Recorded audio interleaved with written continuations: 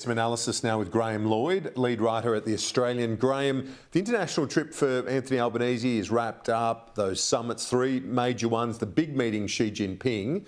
What was your read?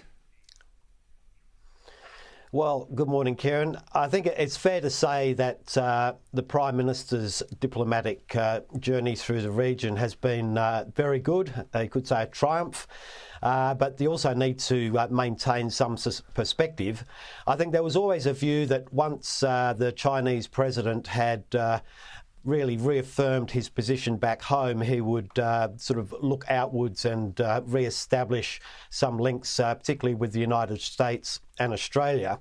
The fruits of that re-engagement have yet to be seen, but I think it's right to say that the business community in particular would be wise to remember the lessons of diversification, because in a big sense the issues haven't changed.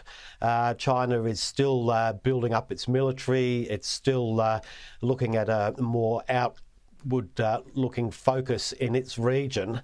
And then again, you know, we've got Emmanuel Macron from France blowing up again against the submarine deal with Australia. So in a way, the more things change, the more they stay the same.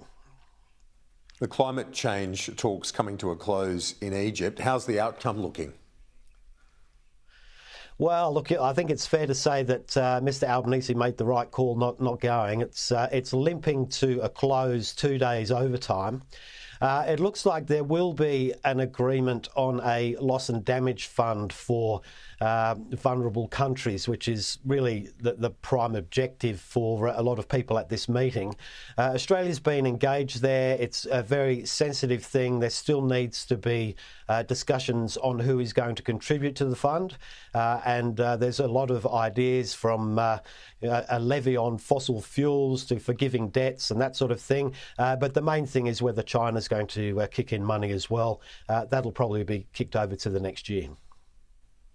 And as I spoke to Peter Dutton, quite a few challenges for the government upon Mr Albanese's return, principal among them, the energy price shock and the industrial relations bill they've got to try and get through before Christmas. Indeed, and Mr Albanese, as he left the country for these diplomatic meetings, said he will announce the government's response to the energy cost pressures when he returns.